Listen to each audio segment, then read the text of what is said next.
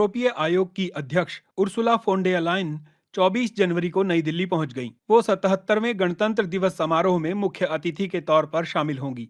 दौरे का एक बड़ा एजेंडा भारत ईयू व्यापार समझौते को आगे बढ़ाना भी है। संभावना है कि फ्री ट्रेड एग्रीमेंट पर लंबी बातचीत का नतीजा 27 जनवरी को घोषित हो सकता है। इससे यूरोपीय कारों और वाइन पर भारत में टैरिफ कम होने का रास्ता खुल सकता है। वहीं भारतीय इलेक्ट्रॉनिक्स, टेक्सटाइल और केमिकल्स के लिए बाजार बढ़ने की बात कही गई है। 25 से 28 जनवरी के बीच इंडिया ईयू समिट भी होगी, जिसमें ट्रेड डील का ऐलान हो सकता है। फॉन डे लायन ने इसे मदर ऑफ ऑल डील्स कहा था। ईरान में विरोध प्रदर्शन लगातार जारी हैं। इसके चलते संयुक्त राष्ट्र मानवाधिकार परिषद ने ईरान में प्रदर्शनकारियों पर हुई हिंसा को लेकर एक इमरजेंसी सेशन बुलाया है।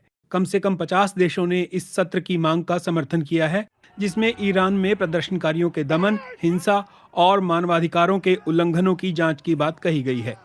उधर अमेरिका और ईरान के बीच तनाव भी बढ़ रहा है, क्योंकि अमेरिकी विमान वाहक पोत मध्य पूर्व के और करीब पहुंच गया है।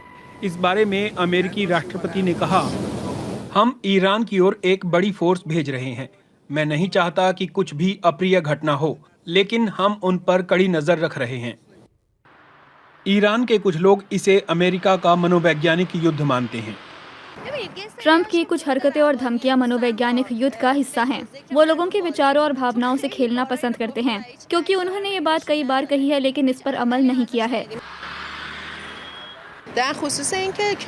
संभावित युद्ध के लिए जहाज भेजने के बारे में मेरा व्यक्तिगत रूप से मानना है कि ये उनके अपने खतरे के डर के कारण था, क्योंकि ईरान हमेशा से कहता आया है कि वो मध्य पूर्व में अमेरिकी ठिकानों पर बमबारी करेगा।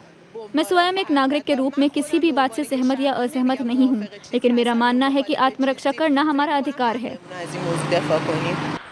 मानवाधिकार समूहों के मुताबिक अब तक 5,000 से ज्यादा लोगों की मौत हो चुकी है और 27,600 से ज्यादा गिरफ्तारियां हुई हैं। अल्टीमेट फाइटिंग चैंपियनशिप के फाइटर कैमरन स्मदरमैन स्टेज पर ही बेहोश हो गए। ये घटना लास वेगस में हुई, जब बैंटम वेट फाइटर कैमरन स्मदरमैन अपना वजन कराने आए थे। वजन करने के बाद वो लड़खड़ाए और मंच पर गिर गए। गिरने से उनका सिर और ठुड्डी मंच से टकराई। इसके बाद स्मदरमैन का रिकी टॉर्शियस के खिलाफ मुकाबला रद्द कर दिया गया। यूएफसी के अनुसार उन्हें एहतियात के तौर पर अस्पताल ले जाया गया, जहां जांच के बाद उन्हें छुट्टी दे दी गई। अल्टीमेट फाइटिंग चैंपियनशिप के फाइटर कैमरन स्मदरमैन स्टेज पर ही बेहोश हो गए। ये घटना लास वेगस में हुई, जब बैंटम वेट फाइटर कैमरन स्मदरमैन अपना वजन कराने आए थे। वजन करने के बाद वो लड़खड़ाए। जर्मनी के चांसलर फ्रीड्रिश मेर्ज ने कहा है कि फिलहाल जर्मनी बोर्ड ऑफ पीस में शामिल नहीं होगा। Vielleicht zunächst zu diesem Peace Board.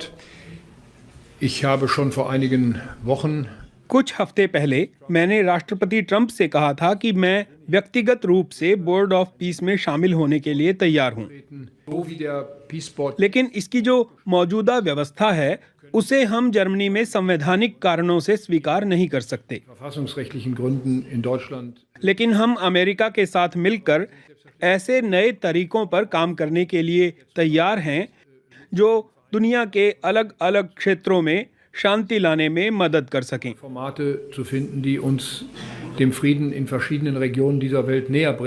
इस बोर्ड का काम गाजा शांति योजना के अगले चरणों की निगरानी करना है। ये एक वैश्विक बॉडी है जिसके चेयरमैन अमेरिकी राष्ट्रपति डोनाल्ड ट्रंप हैं। अभी तक 19 देश इसके सदस्य बने हैं। जर्मनी